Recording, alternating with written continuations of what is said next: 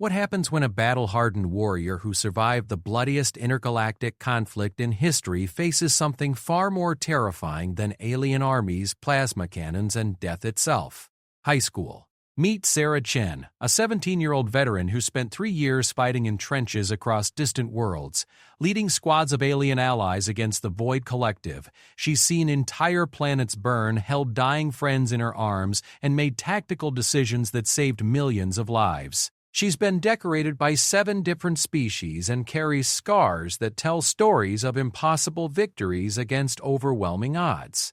But now the war is over, and Sarah faces her greatest challenge yet: fitting in with teenagers who think their biggest problem is getting invited to prom. This is the story of how humanity's greatest weapon learned that sometimes the hardest battles are fought not with guns and grenades, but with homework and heartbreak. Sometimes surviving means more than just staying alive. It means learning how to live again. Welcome to the most unlikely battlefield in the galaxy, Jefferson High School, where one human girl will discover that being a hero in war doesn't automatically make you a hero in peace. Sarah Chen stood at the gates of Jefferson High School, her military duffel bag slung over one shoulder, watching streams of teenagers flow through the entrance like water through a broken dam. 3 months ago, she had been crouched in a foxhole on Kepler 442b, watching plasma bolts streak overhead while she coordinated artillery strikes against Void Collective positions. Today, she was supposed to care about hall passes and lunch money. The irony wasn't lost on her. Her reflection in the school's glass doors showed a girl who looked younger than her 17 years, but her eyes held depths that belonged to someone much older. The prosthetic left arm, covered by a realistic synthetic skin sleeve, moved with practiced precision as she adjusted her backpack straps. Most people wouldn't notice it wasn't real unless they looked closely, which was exactly how she wanted it. "Sarah?" A voice called from behind her. She turned to see a middle-aged woman with kind eyes and graying hair approaching. "I'm Principal Martinez. We spoke on the phone." Sarah nodded, extending her right hand for a firm handshake. "Yes, ma'am. Thank you for accommodating my unusual circumstances, scientific." Principal Martinez smiled warmly. "Nonsense. We're honored to have you here. I can't imagine what you've been through." She paused, studying Sarah's face. "Are you sure you're ready for this? We could arrange for more time, perhaps some tutoring to help you catch up academically." "I'm ready," Sarah said, though she wasn't entirely sure that was true. "I need to be around people my own age again." The transition counselors think it will help. What the counselors didn't understand, what nobody seemed to grasp, was that Sarah had spent the last 3 years surrounded by beings from across the galaxy, many of whom were technically her age but had lived for centuries. She had shared meals with Calarian scouts whose childhood spanned decades and received tactical advice from Zephyrian warriors who measured their youth in geological epochs. The concept of people her own age had become somewhat abstract. "Of course," Principal Martinez said. "I've arranged for you to have a student guide for your first week. Someone to help you navigate the social aspects as much as the academic ones." She gestured toward the building. "Shall we?"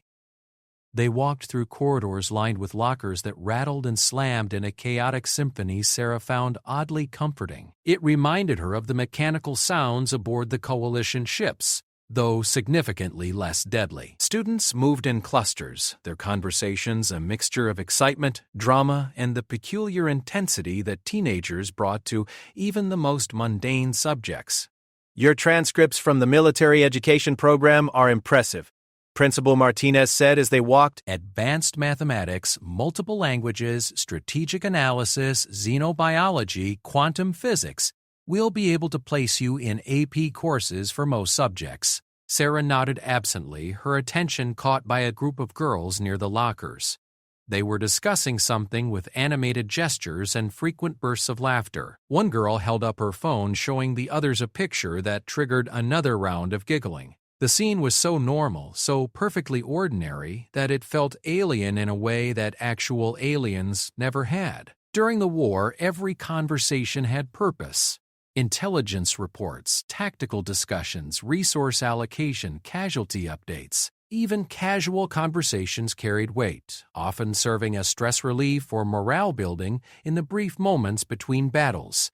These girls were talking about nothing important, and they seemed genuinely happy about it. "This will be your homeroom," Principal Martinez said, opening a door to reveal a classroom filled with students Sarah's apparent age. "Ms. Peterson, this is Sarah Chen, the student I mentioned." The teacher, a woman in her 30s with an enthusiastic smile, looked up from her desk. "Sarah, welcome to Jefferson High." "Class, we have a new student joining us today." Every head in the room turned toward Sarah, and she felt a familiar tightness in her chest.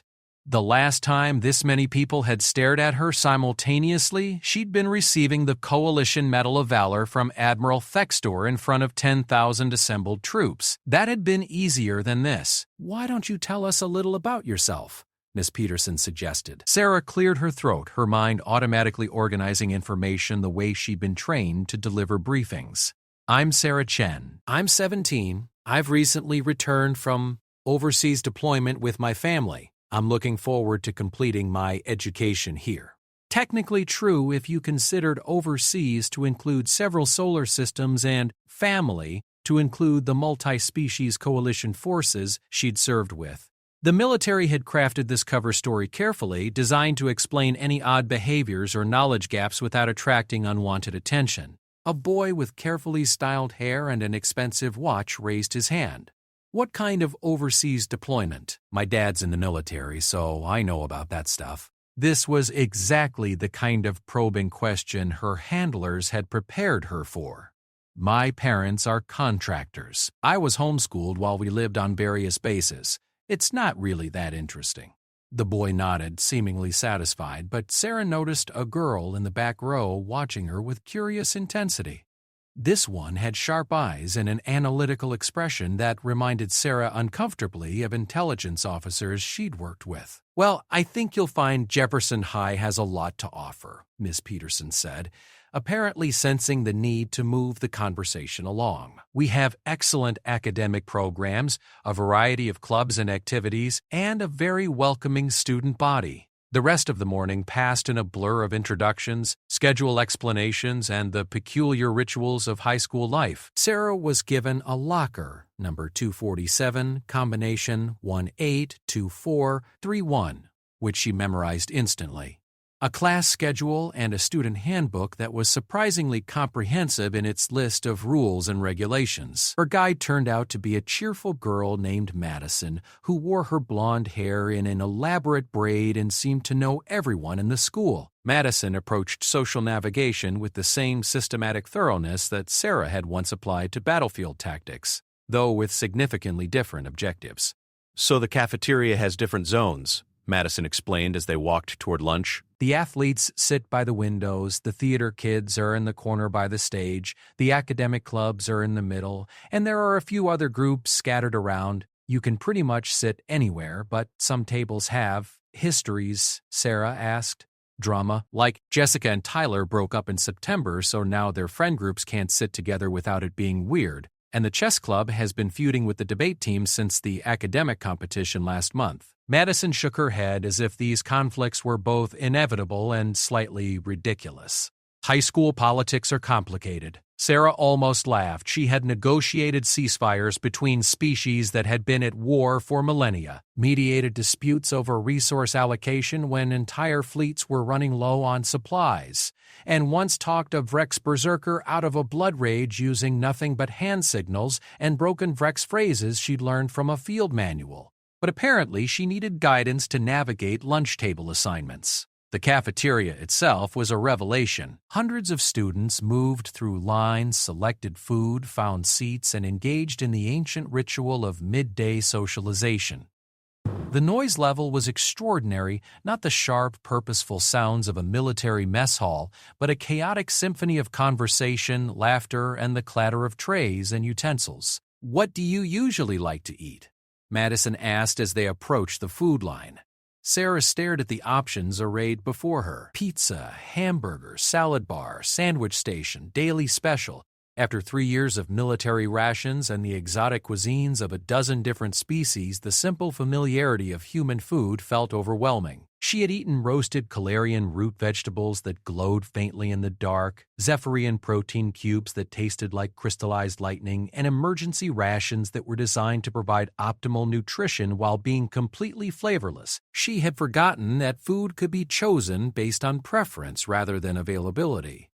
"I'm not very picky," she said finally. Madison guided her through the selection process with the expertise of someone who had clearly mastered this particular system.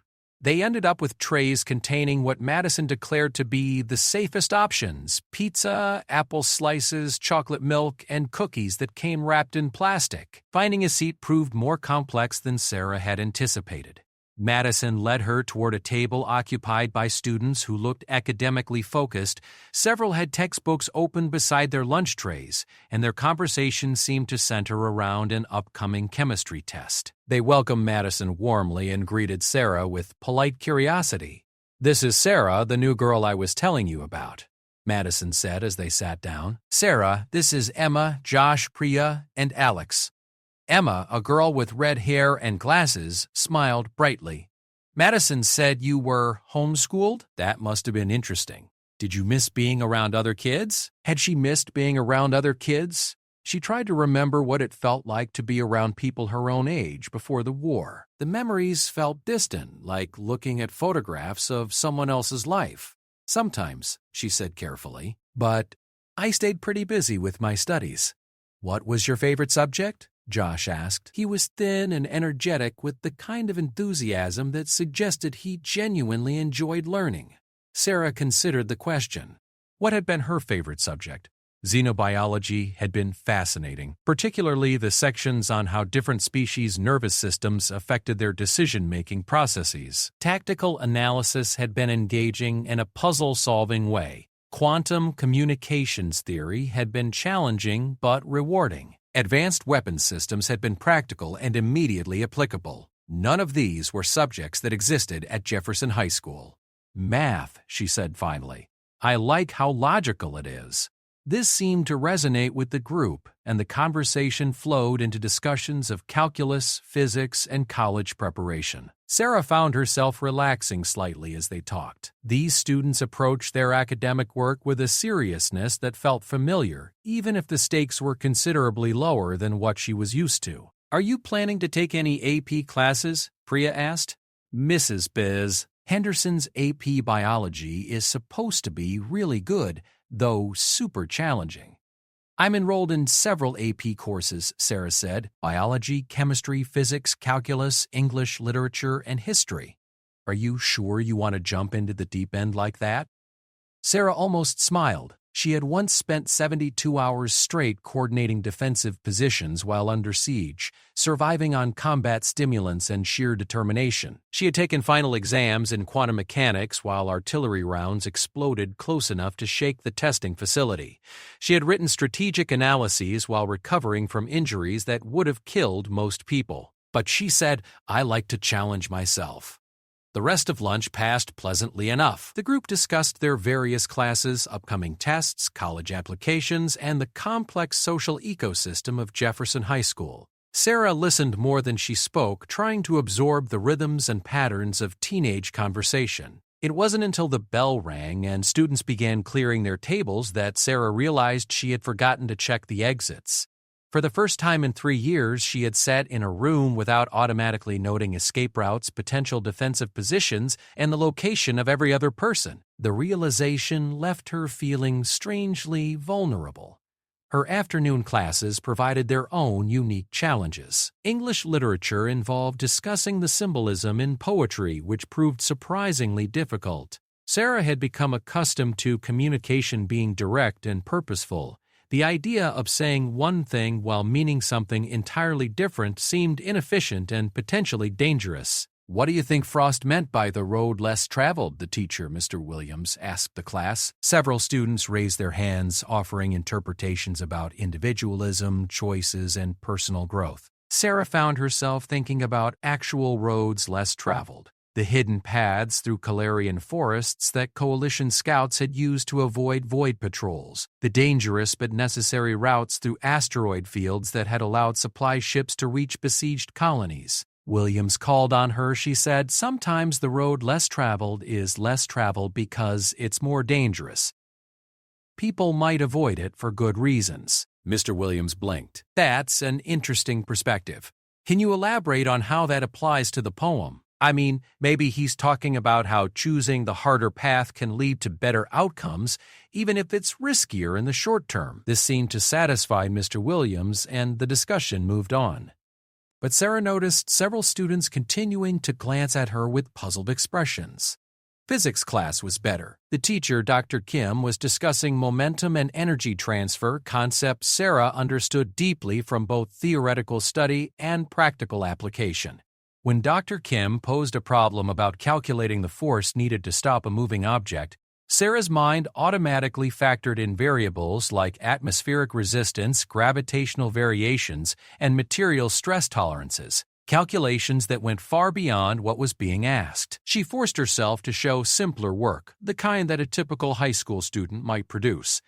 But when she turned in her problem set, Dr. Kim looked at her answers with raised eyebrows. "Very thorough work, Sarah. Have you studied physics before?" "Some," Sarah said. "I find it interesting." Chemistry was similarly challenging, though for different reasons. The teacher, Ms. Rodriguez, was demonstrating basic reactions, and Sarah found herself mentally cataloging the more exotic applications of the same principles. She had seen chemical reactions used for everything from emergency oxygen generation to improvised explosive devices. When Ms. Rodriguez mixed two harmless solutions to produce a color change, Sarah's first thought was about how the same reaction could be modified to create a signal flare visible from orbit. By the time the final bell rang, Sarah felt emotionally drained in a way that had nothing to do with physical exertion. She had survived the first day, but she wasn't sure how many more she could handle. The constant need to monitor her responses, to appear normal, to pretend that she was just another teenager returning from an unremarkable time away from school, it was exhausting. Madison met her at her locker, all smiles and enthusiasm. "So how was your first day?" "Not too overwhelming, I hope." "It was fine," Sarah said, carefully packing her books into her bag. Everyone was very welcoming. "Great. I was thinking, there's a football game Friday night. It's a big social event, and it might be a good way for you to meet more people. Plus, the team's supposed to be really good this year." Sarah nodded absently, her mind already analyzing the logistics. Large crowd, outdoor venue, multiple entry and exit points, limited visibility after dark. She caught herself and forced a smile. "That sounds fun." As she walked toward the school's exit, Sarah reflected on the strangeness of her situation. She had fought alongside beings from dozens of different species, each with their own cultures, languages, and ways of thinking. She had learned to communicate with creatures that had no vocal cords, to understand the emotional states of beings whose faces showed no expression, to work effectively with allies whose thought processes were fundamentally alien to human cognition. But somehow, figuring out how to fit in with humans her own age felt like the most alien challenge of all. The autumn air was crisp as she stepped outside, and for a moment she allowed herself to simply breathe. No immediate threats, no tactical decisions to make, no lives hanging in the balance, just the ordinary challenge of getting through another day as a normal teenager. Her phone buzzed with a text from her transition counselor. "How was day 1? Sarah typed back, "Survived."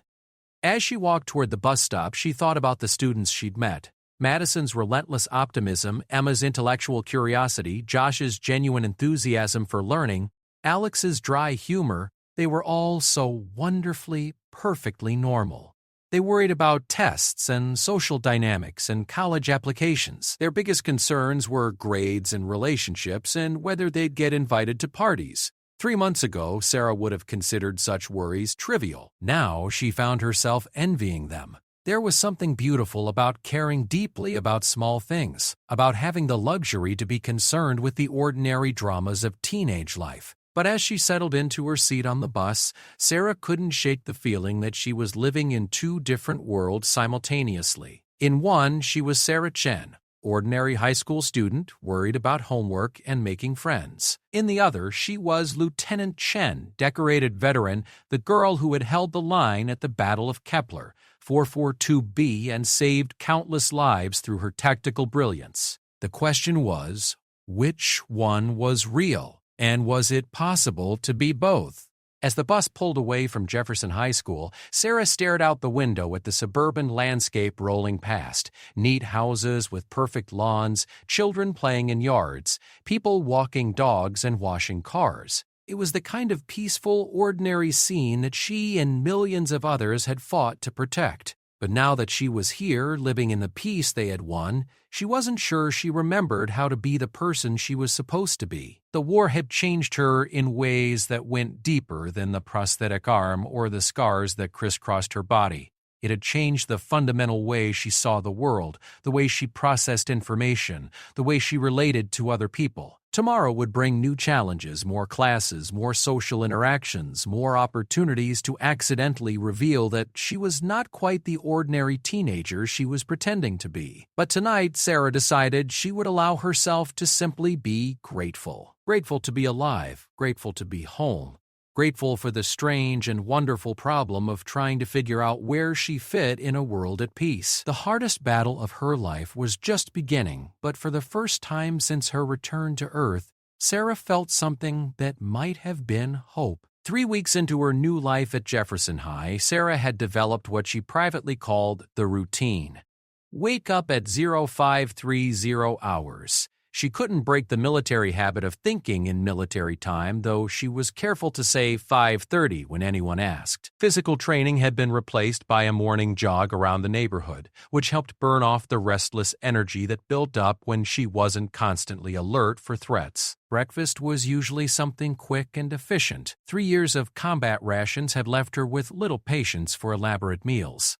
The bus ride to school had become a time for mental preparation, though not the kind her fellow students might expect. Instead of reviewing homework or worrying about social interactions, Sarah found herself running through contingency plans. If the bus crashed, which exits provided the best escape routes? If there was an emergency at school, where were the safest areas to shelter? How quickly could she organize an evacuation if necessary? She knew these thoughts weren't normal for a teenager, but she couldn't seem to turn off the part of her brain that had kept her alive through 3 years of war. Mrs. Henderson's AP biology class had become both her favorite period and her greatest challenge. The subject matter was fascinating. Sarah had always been drawn to the sciences, but the classroom discussions often veered into territories that made her uncomfortable. Not because the material was difficult, but because her knowledge sometimes went far beyond what a typical high school student should know. Today, we're going to discuss symbiotic relationships, Mrs. Henderson announced, pulling up a presentation on the smartboard. Can anyone give me an example of mutualism in nature? Hands shot up around the room. Sarah kept hers down, though her mind was already cataloging examples that went far beyond anything in their textbook. She had observed symbiotic relationships between dozens of species during the war, including some that formed specifically in response to the Void Collective's biological weapons. Emma raised her hand. Clownfish and sea anemones? Excellent example, Mrs. Henderson said. The clownfish gets protection from predators, and the anemone gets cleaned of parasites. Both species benefit. Madison, who sat behind Sarah, whispered, "This stuff is fascinating, but I can never remember all the different types." Sarah turned slightly. "The key is understanding the benefit exchange," she whispered back. "Each species has something the other needs." "That makes sense," Madison said. "You're really good at explaining things." Sarah felt a warm flutter of pleasure at the compliment, then immediately felt guilty about it. She was good at explaining these concepts because she had practical experience that her classmates couldn't imagine. During her second deployment, she had helped establish protocols for working with Calarian biosymbionts, organisms that formed temporary partnerships with human soldiers to enhance night vision and toxin resistance. But she couldn't exactly put that on her resume. "Sarah," Mrs. Henderson called, and Sarah realized the teacher had asked her a question while she was lost in memory. "I asked if you could think of any examples of commensalism. Sarah's mind went blank for a moment, not because she didn't know the answer, but because she was trying to think of an example that wouldn't reveal too much. Barnacles on whales? She said finally. The barnacles get transportation and feeding opportunities, but the whale isn't really affected either way. Perfect, Mrs. Henderson smiled. You clearly have a strong foundation in biology. After class, Emma caught up with Sarah in the hallway. Hey, I was wondering if you'd be interested in joining the science club?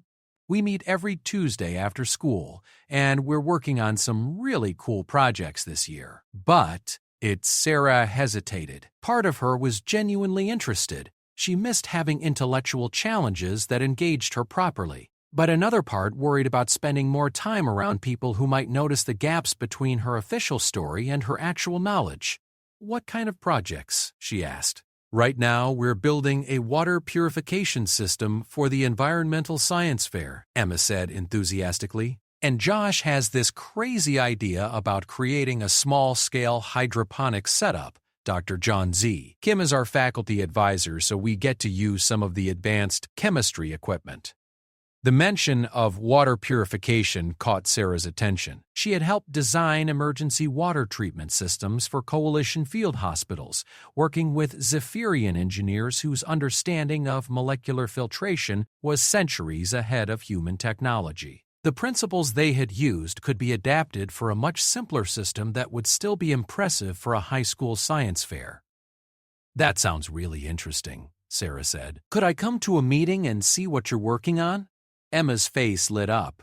Absolutely. Tuesday at 3:15 in Dr. Kim's classroom. You're going to love it.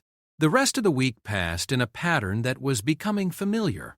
Sarah attended classes, participated in discussions when called upon, and carefully modulated her responses to seem knowledgeable but not suspiciously so. She ate lunch with Madison's group, who had welcomed her with the kind of easy friendship that she was still learning to navigate. Lunch conversations had become an anthropological study in teenage social dynamics. The group discussed everything from upcoming tests to weekend plans to the complex relationship dramas that seemed to shift daily. Sarah found herself fascinated by how much emotional energy her peers invested in what seemed like relatively minor interpersonal conflicts. I can't believe Tyler asked Jessica to homecoming after the way he treated her last month, Priya said, stabbing her salad with unnecessary force. He completely ignored her when she tried to talk to him about the history project. You know how he gets during football season. Alex snorted. That's not an excuse for being rude. If you can't handle basic human decency when you're busy, maybe you shouldn't be dating anyone. Exactly. Like we all have stress, but that doesn't mean we get to treat people badly. Sarah listened to this exchange with genuine interest. These students were applying moral reasoning to social situations, working through questions of responsibility, fairness, and appropriate behavior. The specific context was different from anything she had dealt with during the war, but the underlying ethical frameworks were surprisingly sophisticated. What do you think, Sarah? Emma asked. You've been really quiet. Sarah realized she had been analyzing the conversation rather than participating in it. I think, she said carefully, that how someone treats you when they're stressed tells you a lot about who they really are. The group fell silent for a moment, considering this observation with the seriousness that teenagers brought to relationship analysis. That's actually really wise, Madison said finally. Like, anyone can be nice when everything's going well. Sarah nodded, thinking about the soldiers she had served with. Combat had a way of revealing people's true characters very quickly. Some became heroes under pressure. Others fell apart or, worse, turned selfish and cruel. The principle was the same whether you were talking about battlefield stress or high school social dynamics. Friday afternoon brought her first science club meeting, and Sarah found herself genuinely excited as she walked toward Dr. Kim's classroom. It had been months since she'd had the opportunity to work on technical problems with a group of intellectually curious people. The classroom was buzzing with activity when she arrived. About 15 students were clustered around various workstations with projects in different stages of development. Emma waved her over to a corner where several students were hunched over what looked like a complex arrangement of plastic tubing, filters, and monitoring equipment. This is our water purification project, Emma explained. We're trying to design a system that could be used in areas without reliable infrastructure. The idea is to create something that's effective but also affordable and easy to maintain. Sarah studied the setup with professional interest. They had the right basic idea, but their filtration sequence was inefficient and their monitoring system was overly complicated. With a few modifications, some of which she could suggest without revealing her background, they could probably triple the system's efficiency while reducing its complexity. "This is really impressive," she said. "Have you tested it with different types of contamination?" Josh looked up from where he was adjusting a valve. "We've tried a few things: muddy water, some basic chemical contaminants. The results are okay, but we're not getting the clarity we want." "What if you reversed the order of your filtration stages?" Sarah suggested. "Right now you're doing mechanical filtration first, then chemical, then biological. But if you handle the chemical contamination earlier in the process, your biofilters might work more efficiently." Emma blinked. "That actually makes a lot of sense." "How did you think of that?" Sarah felt the familiar flutter of panic. How did she think of that? Because she had worked with Calarian engineers who had designed filtration systems for environments where the water might contain dozens of different toxins and biological agents. And she had learned that the key was understanding how different contaminants interfered with each other. "I did some research on industrial water treatment," she said, which was technically true. A lot of commercial systems use staged processing for efficiency. Kim, who had been listening from across the room, walked over. "That's an excellent insight, Sarah. Where did you learn about industrial systems?" "Online research," Sarah said quickly. "I find engineering problems interesting." This seemed to satisfy Dr. Kim, and the conversation moved on to implementation details. For the next hour, Sarah found herself deeply engaged in the kind of collaborative problem-solving that she had missed desperately. Working with the science club felt familiar in a way that most of her high school experiences didn't. People working together toward a common goal, building on each other's ideas, testing solutions and learning from failures. By the time the meeting ended, they had redesigned the entire system and made plans for testing the modifications over the weekend. Sarah felt more intellectually satisfied than she had since returning to Earth. "You're really good at this," Emma said as they packed up their materials.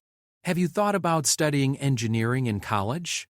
She had thought about college, but in abstract terms. Her academic credentials were strong enough to get her into almost any program, and she had saved enough money from her military service to pay for tuition. But she wasn't sure what she wanted to do with the rest of her life. During the war, her path had been clear: fight, survive, protect others, help win the conflict. Now that the war was over, she felt adrift in a way that she hadn't expected. Peace was supposed to be the goal, but no one had prepared her for what came after achieving it.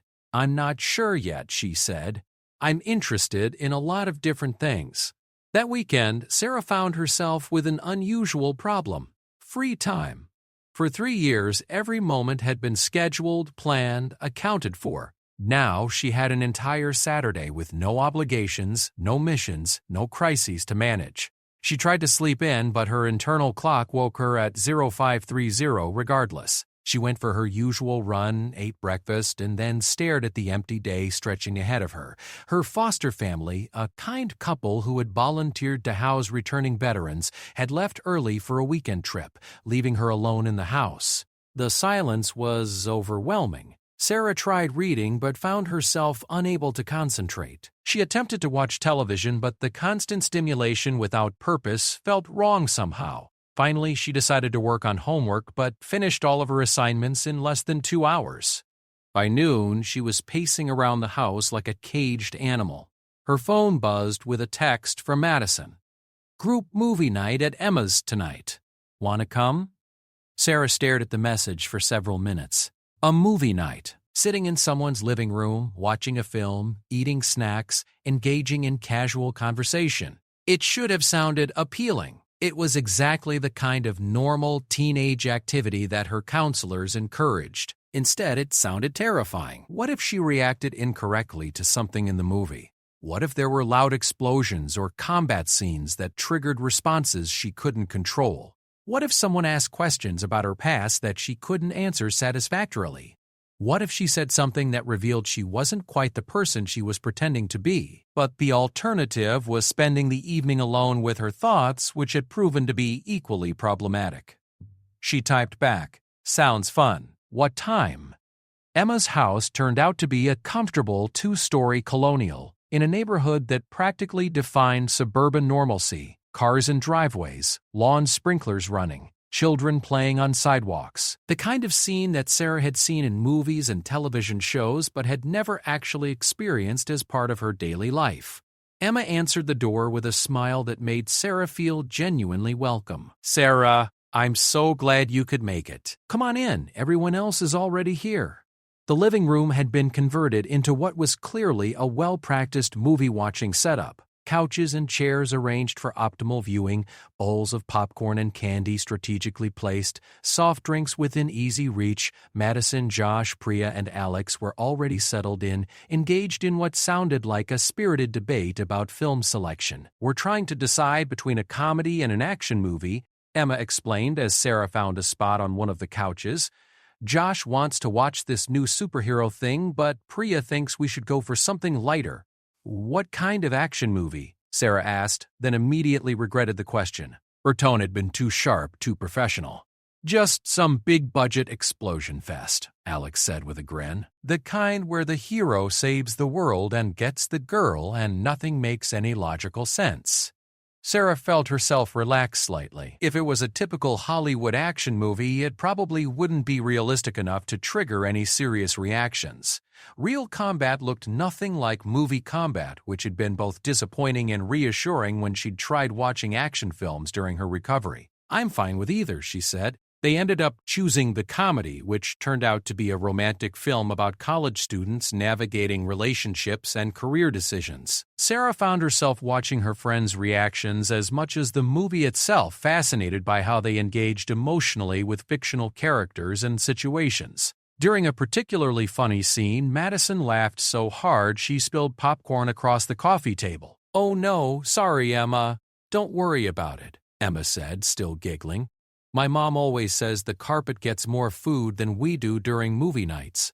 The easy laughter trip, the way they all shifted positions to help clean up the spilled popcorn. It was such a perfect example of normal teenage friendship that Sarah felt like she was watching it from outside, like an anthropologist observing a foreign culture. Halfway through the movie, during a quieter scene, Priya turned to Sarah. "So, what was it like being homeschooled? Did you miss out on stuff like this?" Sarah's throat tightened. "My family moved around a lot, so it was hard to maintain friendships." "That must have been lonely," Josh said with genuine sympathy. "I can't imagine not having a consistent group of friends." It was challenging, Sarah admitted, which was perhaps the most honest thing she had said since returning to civilian life. "But it made me appreciate friendships more when I do have them." The group made warm sounds of understanding, and Sarah felt a rush of affection for these people who accepted her carefully crafted explanations without prying deeper. They were kind in a way that she hadn't expected, patient with her social awkwardness, and generous with their friendship.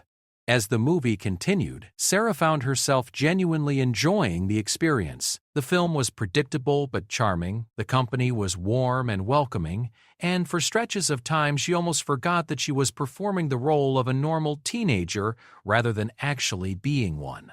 It wasn't until they reached a scene where the main character was saying goodbye to friends before leaving for a job in another city that Sarah felt her composure crack. The fictional character was talking about how hard it was to leave people you cared about, how you never knew when you might see them again, how some goodbyes felt permanent even when they weren't supposed to be. Sarah thought about saying goodbye to her squad before her final medical evacuation. She thought about Calarian Scout Vexahai, who had taught her to identify edible plants on alien worlds and who had been killed in action 2 days before the ceasefire. She thought about Zephyrian engineer Tlass, who had helped her design improvised communication equipment and whose letters she still received occasionally, written in the flowing script of her species and filled with updates about post-war reconstruction efforts. She thought about all the people she had served with, fought alongside, saved and been saved by, who were now scattered across the galaxy rebuilding their own lives. People who had known her as Lieutenant Chen, who had seen her make impossible decisions under unthinkable pressure, who had trusted her with their lives and who had earned her trust in return. Those people knew who she really was. These new friends, as genuinely kind as they were, only knew the carefully constructed version of herself that had been designed to fit into suburban high school life. "Sarah," Madison's voice was soft with concern. "Are you okay?" Sarah realized that tears were running down her face. She wiped them away quickly, trying to think of an explanation that wouldn't require discussing the complex grief of losing an entire identity. "Sorry," she said. "The movie just reminded me of some friends I had to leave behind when my family moved. I miss them sometimes." This explanation seemed to resonate with the group, and she received a collection of sympathetic looks and gentle comments about how hard it was to lose touch with people you cared about. Emma even scooted closer and gave her a brief, comforting hug. The gesture was so simple and so kind that it made Sarah's chest tighten with emotion she couldn't quite name. When was the last time someone had hugged her just to offer comfort? Not medical personnel checking her injuries, not commanding officers congratulating her on successful missions, but just friendly human contact offered freely and without agenda. The rest of the evening passed quietly. They finished the movie, shared dessert that Emma's mother had made, and spent an hour in the kind of rambling conversation that teenagers seem to excel at, jumping from topic to topic without any apparent logical connection, but somehow managing to cover everything from college plans to favorite foods to theories about whether their chemistry teacher was secretly a robot. When Sarah finally headed home, she felt emotionally drained but also strangely hopeful. The evening hadn't been perfect. She had nearly given herself away several times, and she still felt like she was performing rather than simply existing. But it had also shown her something she hadn't expected: the possibility of genuine friendship with people who didn't know about her military service. Maybe she could learn to be both versions of herself. Maybe Sarah the veteran and Sarah the high school student. Maybe the key was not choosing between them, but finding a way to integrate the person she had become with the person she was trying to be. As she lay in bed that night, Sarah thought about the conversation during the movie, about how the main character had struggled with leaving friends behind. The truth was, she hadn't just left friends behind when she came home from the war. She had left behind an entire version of herself. Lieutenant Chen was someone who belonged in that world of interstellar conflict and impossible decisions. Sarah, the high school student, was someone who belonged in this world of homework and social dynamics and Friday night movie marathons. The question was, who was she really? And was it possible to be both at once? For the first time since her return to Earth, Sarah fell asleep thinking not about the battles she had fought, but about the friendships she was building. It felt like progress, even if she wasn't entirely sure what she was progressing toward. The first sign that Sarah's two worlds were about to collide came during what should have been a perfectly ordinary Tuesday morning. She was sitting in AP History, half listening to Mr. Rodriguez discuss the economic factors that led to various historical conflicts, when Principal Martinez appeared in the doorway with two people Sarah recognized immediately: Agent Williams and Agent Santos from the Coalition Intelligence Division, dressed in civilian clothes that screamed federal government to anyone who knew how to look. Sarah's blood went cold as she watched them scan the classroom, their eyes settling on her with professional precision. "Sarah Chen?"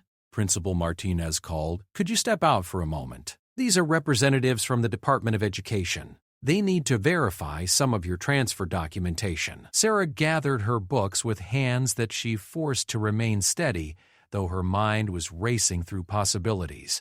The coalition had promised that her cover identity was airtight, that there would be no need for additional contact unless there was an emergency. The fact that agents were here, in person, at her school meant something had gone wrong. The hallway felt impossibly long as she walked toward the three adults waiting for her. Agent Williams, a tall woman with prematurely gray hair, gave her a smile that might have looked friendly to anyone who didn't recognize it as the expression intelligence officers used when they were about to deliver bad news.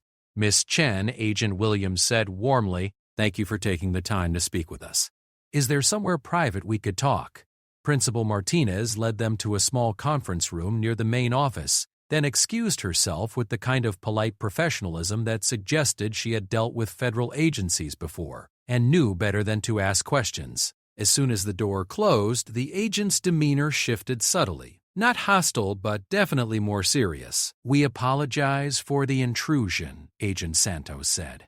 He was younger than Williams, probably in his 30s, with the kind of carefully neutral expression that suggested extensive training in delivering sensitive information. "But we have a situation that requires your input." Sarah's mind immediately went to worst-case scenarios. Had someone discovered her real identity? Was there a security breach in the Coalition's veteran transition program? Had something happened to one of her former squad mates? What kind of situation, she asked, keeping her voice level.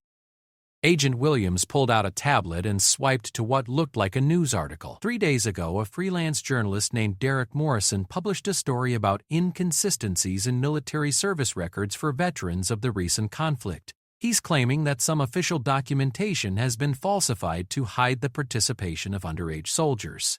Sarah's stomach dropped. Morrison was a name she recognized. He had been investigating stories about the war for months, trying to uncover details that the Coalition preferred to keep classified. Most of his work had been easily dismissed as conspiracy theories, but if he was getting close to real information about underage recruits, how much does he know, she asked. "That's what we're trying to determine," Agent Santos said. His article mentions several specific cases, but the details are vague enough that he might be fishing for confirmation rather than working from solid evidence.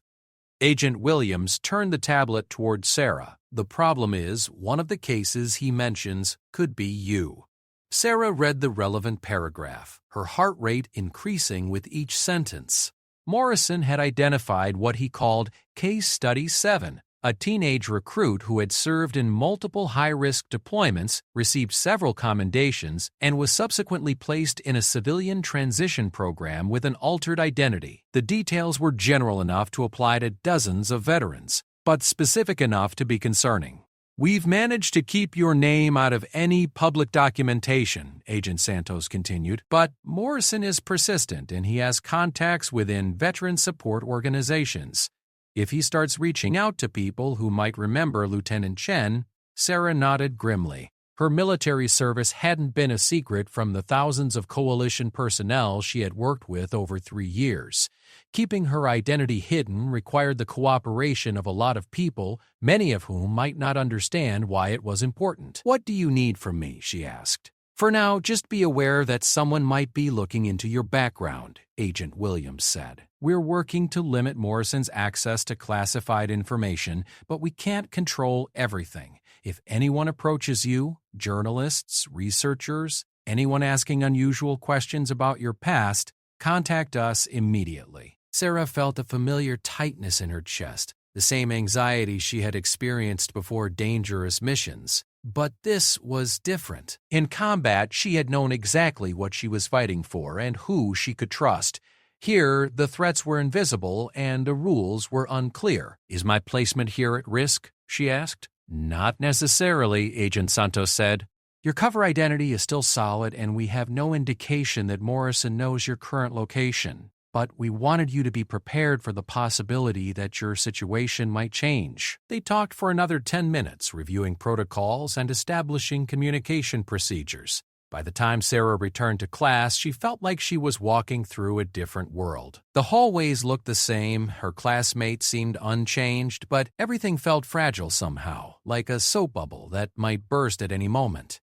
The rest of the school day passed in a haze. Sarah attended classes, participated in discussions, ate lunch with her friends, but part of her mind was constantly scanning for threats, analyzing conversations for signs that someone might be asking questions about her background. It wasn't until AP Biology that the full implications of her situation really hit her. Mrs. Henderson was discussing genetics, explaining how certain traits were passed from parents to offspring.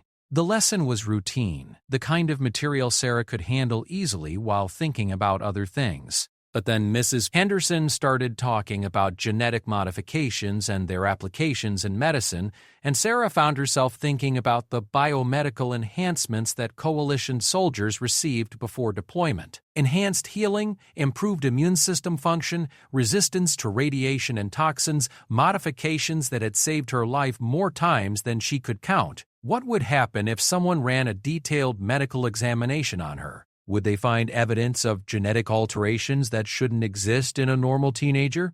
She had been told that the modifications would fade over time, but it had only been a few months since her discharge. Sarah?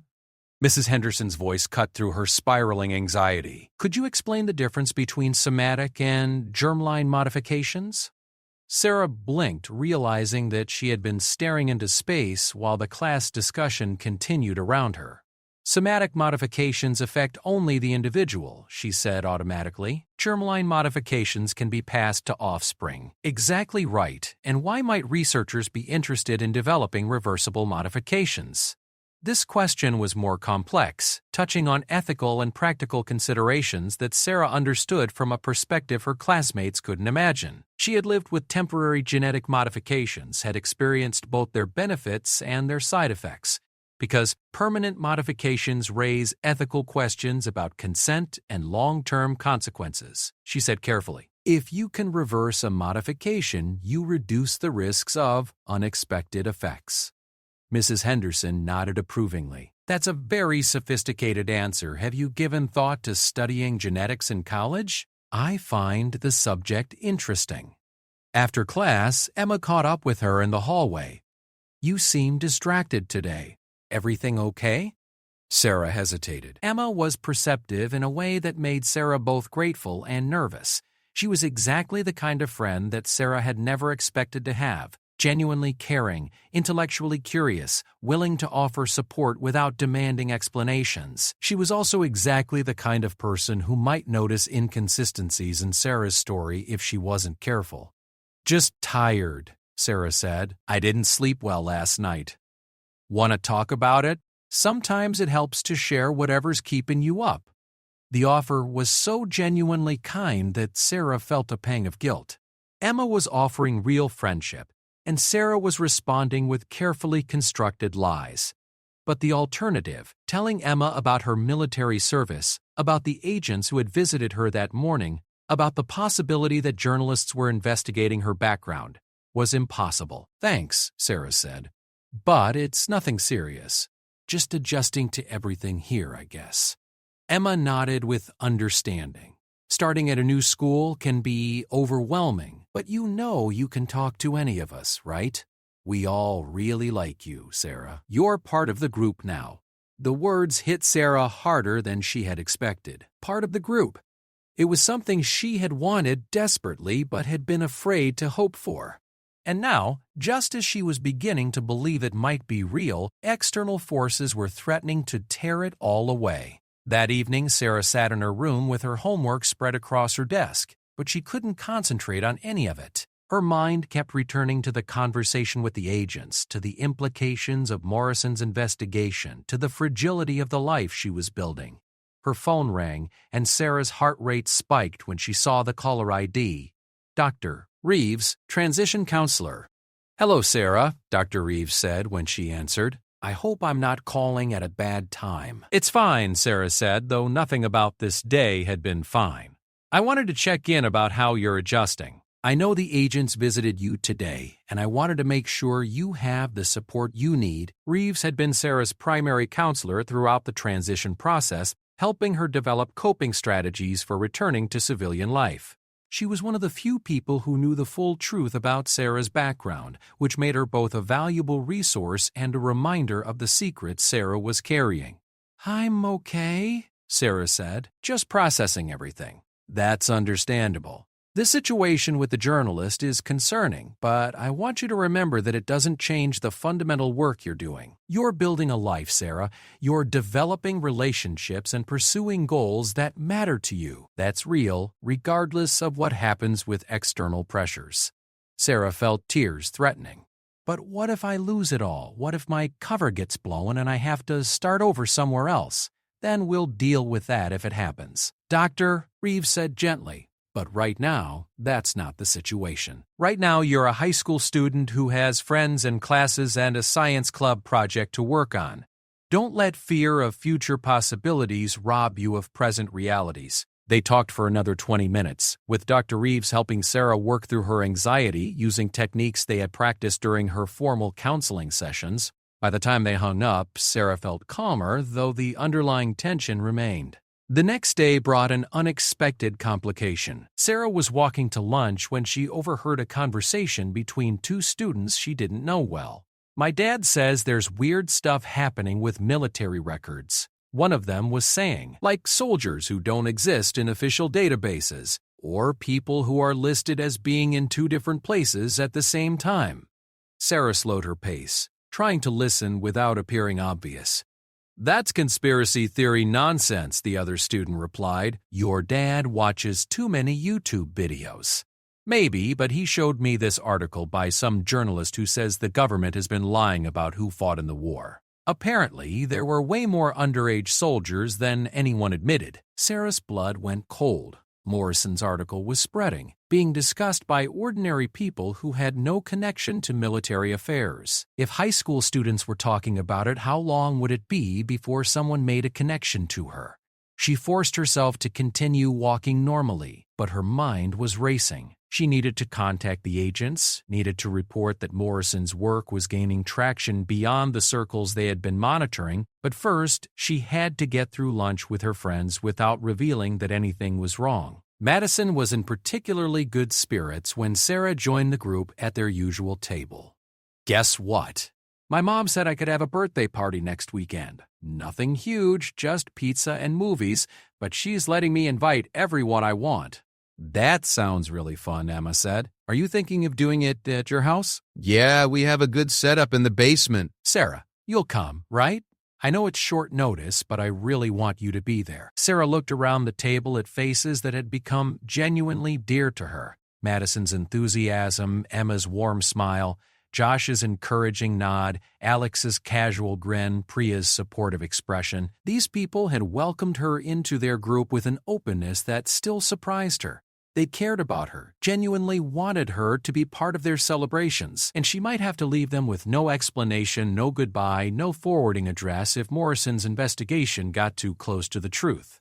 "Of course I'll be there," she said, hoping her voice sounded normal. "I wouldn't miss it." The conversation moved on to party planning, but Sarah found herself studying her friends' faces, trying to memorize the details. The way Emma's eyes crinkled when she laughed, the animated gestures Madison made when she was excited, the thoughtful expression Josh wore when he was working through a complex idea. She had learned to say goodbye to people during the war, but those partings had been different.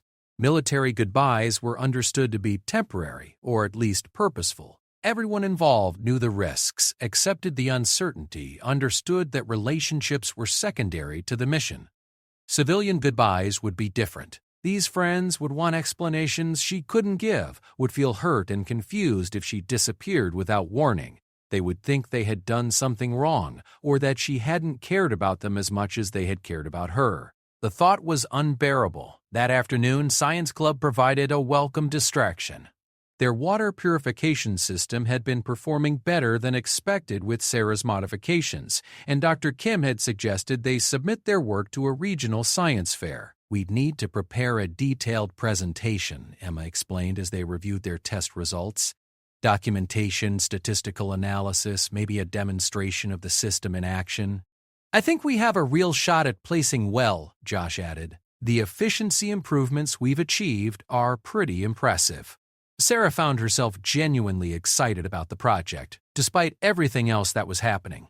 Working on technical problems with intelligent, motivated people felt like something she was naturally suited for. It was one of the few aspects of her current life that didn't require her to pretend to be someone she wasn't.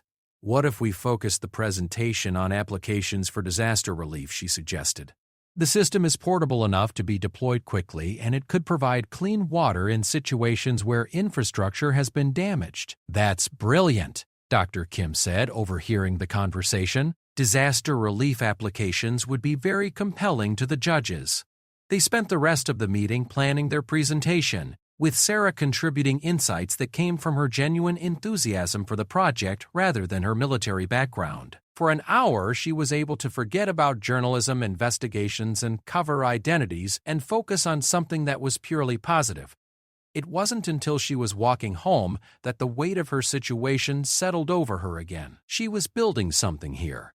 friendships, academic success, a sense of belonging that she had never experienced before. But all of it was built on a foundation of carefully constructed lies. What would her friends think if they knew the truth? Would they understand why she had hidden her military service? Or would they feel betrayed by the deception? Would they be able to accept that the person they had befriended was real, even if her backstory wasn't? Sarah's phone buzzed with a text from Agent Williams.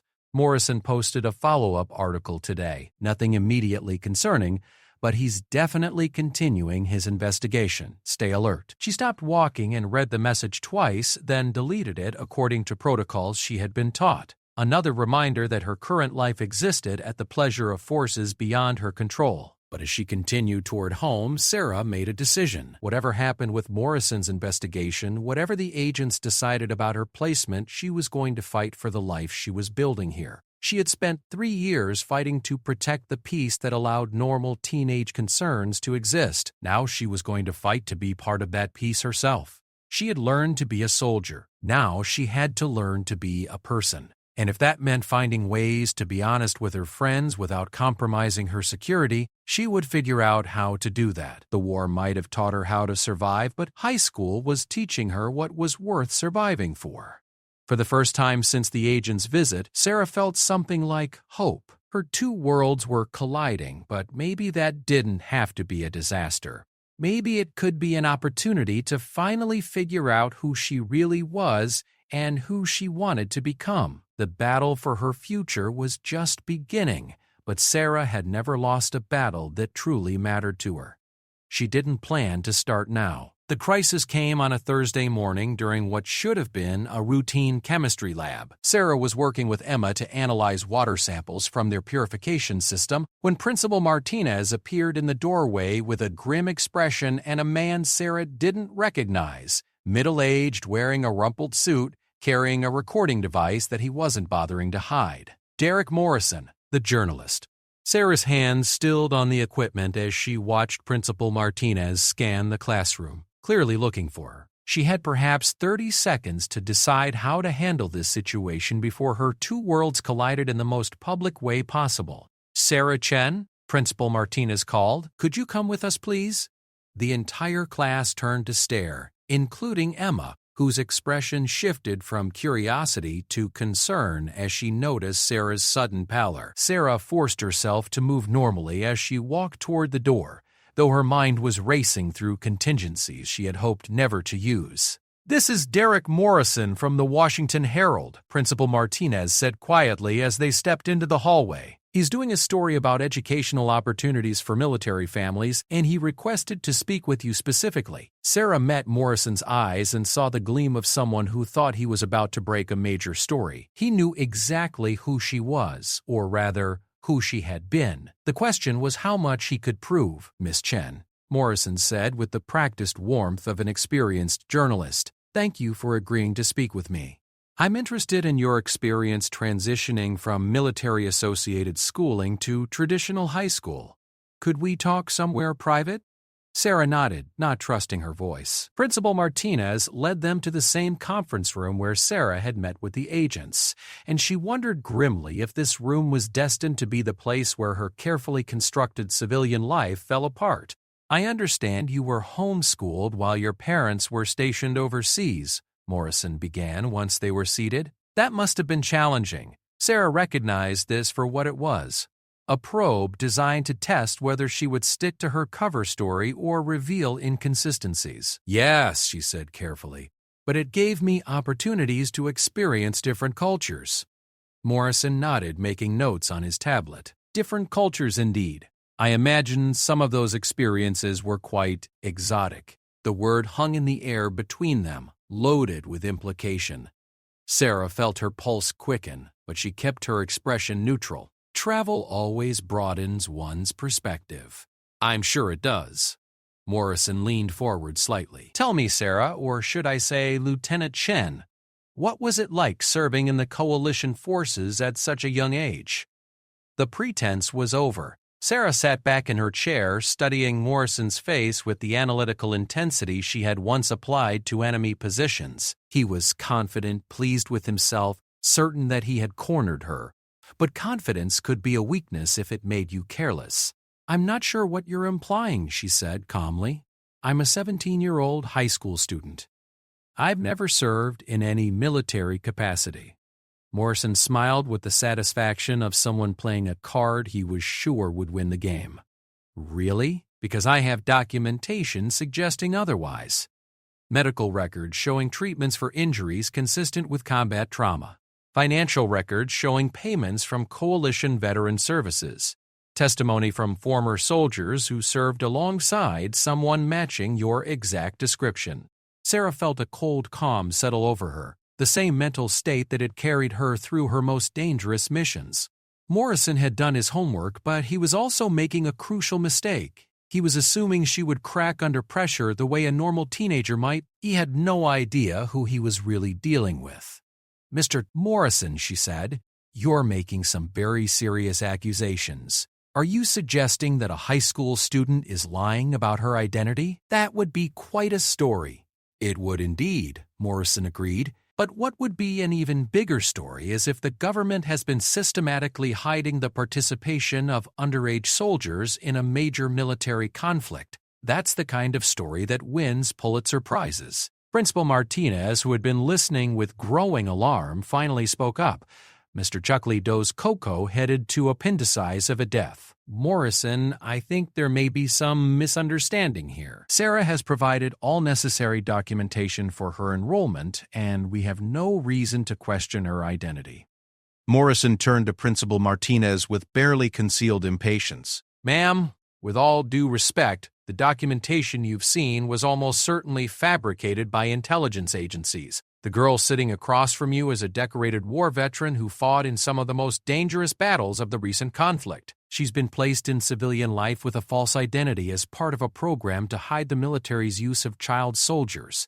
"That's a very interesting theory," Sarah said, allowing a note of teenage disdain to creep into her voice. "Do you have any actual evidence or just speculation and conspiracy theories?"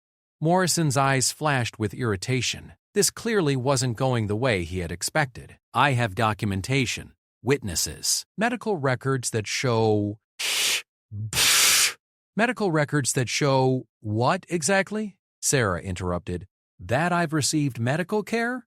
I fail to see how that proves anything about military service." She was stalling, buying time while she thought through her options. Morrison had obviously done extensive research, but research and proof were different things. If she could discredit his claims without revealing any actual classified information, she might be able to weather this storm. "I have testimony from Kalarian Ambassador Vextau, who specifically mentioned serving alongside a human teenager named Sarah Chen during the Battle of Kepler. 442B, Morrison said triumphantly. Sarah felt her heart skip a beat.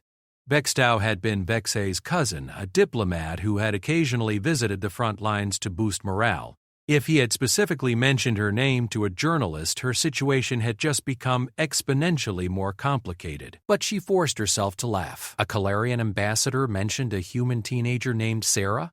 Do you have any idea how common that name is? There are probably thousands of Sarah Chens in North America alone. Not thousands who match your exact physical description and age, Morrison countered. Right, because teenagers never look alike, Sarah said with exaggerated sarcasm. Has it occurred to you that your witnesses might be mistaken, or that you might be seeing patterns that don't actually exist? Principal Martinez was looking increasingly uncomfortable with the entire conversation. Mr. Morrison, I'm not sure this is appropriate. If you have concerns about a student's documentation, there are proper channels to address that through official authorities. Morrison ignored her, focusing entirely on Sarah. Miss Chen, I'm offering you an opportunity to tell your story in your own words, to help people understand what young soldiers like you went through during the war. Wouldn't you prefer to have some control over how this information becomes public? Mr. Morrison, I appreciate your interest in military families, but you're barking up the wrong tree. I'm a boring high school student who's trying to catch up on 3 years of normal teenage experiences.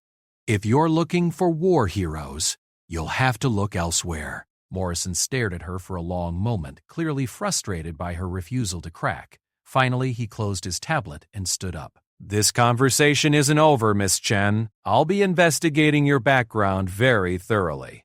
You do that, Sarah said with a shrug. I'm sure the investigation will be very exciting. Just don't be surprised when it turns out that I'm exactly who I say I am. After Morrison left, Principal Martinez turned to Sarah with concern written across her face. Sarah, if there's anything you need to tell me, anything at all about your background or your family situation, I want you to know that this is a safe space. Sarah felt a pang of guilt. Principal Martinez was genuinely trying to help, and Sarah was responding with the same carefully constructed lies she had been telling since her arrival. But she couldn't risk exposing the truth, not when it would endanger not just herself but potentially other veterans in similar situations. Thank you, Principal Martinez, she said sincerely. I really appreciate your support, but there's nothing I need to tell you.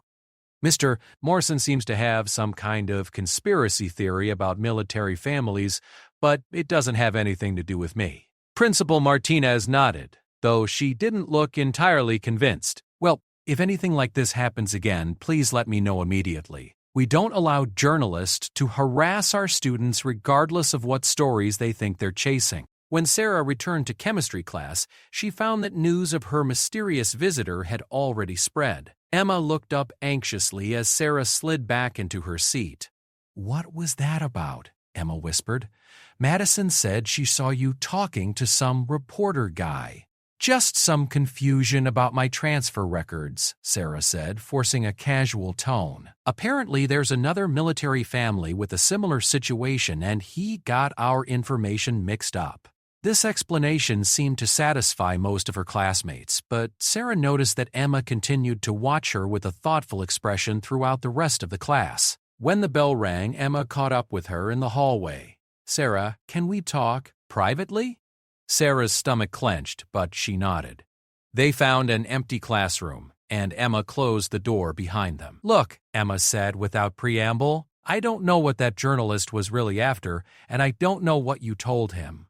But I want you to know that I've been noticing things. What kind of things? Sarah asked, though she was fairly certain she didn't want to hear the answer. The way you react to loud noises. How you automatically assess exits every time we enter a new room. The fact that your knowledge of biology and chemistry goes way beyond anything you could have learned through homeschooling. Emma's voice was gentle but determined. You don't have to tell me anything you don't want to, but I want you to know that whatever your real story is, it doesn't change how I feel about you as a friend. Sarah stared at Emma, feeling the careful walls she had built around her secrets beginning to crumble. Of all the people she had been afraid would figure out the truth, she hadn't expected it to be Emma. Not because Emma wasn't intelligent, but because Emma was so genuinely kind that Sarah had hoped she would accept the surface explanation without digging deeper. Emma, Sarah began, then stopped. What could she possibly say that wouldn't make everything worse? I'm not asking you to confess anything, Emma continued.